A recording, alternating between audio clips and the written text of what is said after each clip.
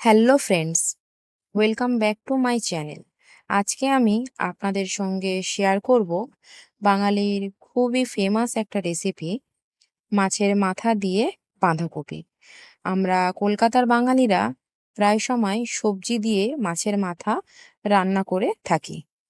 বাঁধাকপি সেরকম একটা সবজি যেটা মাছের মাথা দিয়ে ভীষণই ভালো লাগে, যেটা আমরা অনুষ্ঠান বাড়ি থেকে শুরু করে কোনো গেস্ট আসলে বাড়িতে প্রায় বানিয়ে থাকি।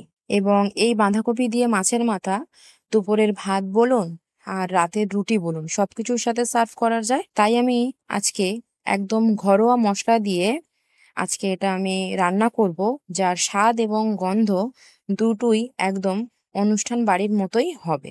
তো চলুন দেখে নেওয়া যাক আজকে আমি কিভাবে বানাচ্ছি। প্রথমে কড়াইতে পরিমাণ মতো তেল দিয়ে দেব। তেল গরম হয়ে এলে নুন হলুদ মাখানো মাছের মাথাটা এপিট ওপিট করে লাল লাল করে ভেজে তুলে নেব। এবার ওই কড়াইতে পরিমাণ মতো তেল দেব, দিয়ে দেবো জিরে, ডালচিনি, লবঙ্গ, শুকনো লঙ্কা, তেজপাতা দিয়ে সুন্দর একটু গন্ধ ছাড়লে দিয়ে দেব পেঁয়াজ কুচি, দিয়ে ভালো করে নাড়িয়ে চাড়িয়ে নেব যতক্ষণ না পর্যন্ত পেঁয়াজের কালার একটু চেঞ্জ হয়। তারপরে দিয়ে দেবো আদা রসুন বাটা, দিয়ে একটু ভালো করে কষিয়ে নেব। দিয়ে দেবো কেটে রাখা আলু, দিয়ে দেবো পরিমাণ মতো লবণ, দিয়ে ভালো করে একটু আলুটা মশলার সাথে ভেজে নেব। দিয়ে দেব বাঁধাকপি। বাঁধাকপিটা আমি আগে থেকেই সামান্য লবণ দিয়ে সেদ্ধ করে জল ফেলে দিয়েছি, কারণ অসময়ের বাঁধাকপি সেদ্ধ করে ফেলে দেওয়াই ভালো।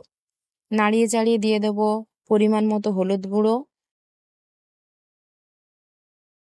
কাশ্মীরি লঙ্কার গুঁড়ো,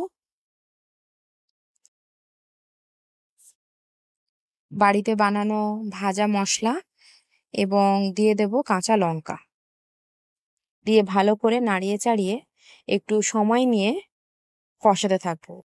আমি এক্সট্রা কোনো জল ব্যবহার করব না, আমি বাঁধাকপির জলেই বাঁধাকপি কষাবো।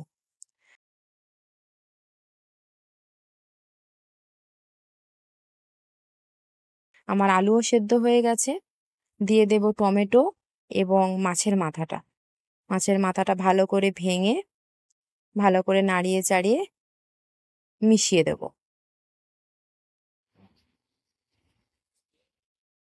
একটু সময় নিয়ে কষাবো যাতে মাছের মাথার সাথে বাঁধাকপিটা বেশ মজে যায়।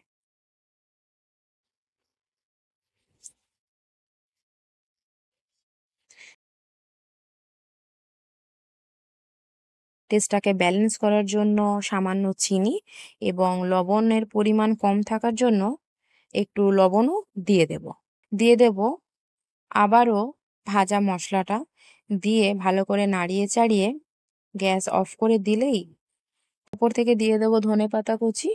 একদম রেডি হয়ে গেল আমার মাছের মাথা দিয়ে বাঁধাকপির রেসিপি, যেটা আমরা দুপুরের ভাত রুটি সবকিছুর সাথেই সার্ভ করতে পারবো। আর ভিডিওটা যদি শেষ পর্যন্ত আপনাদের ভালো লেগে থাকে, প্লিজ ছেড়ে যাওয়ার আগে একটা like, comment, share and subscribe করে যাবেন। Thank you.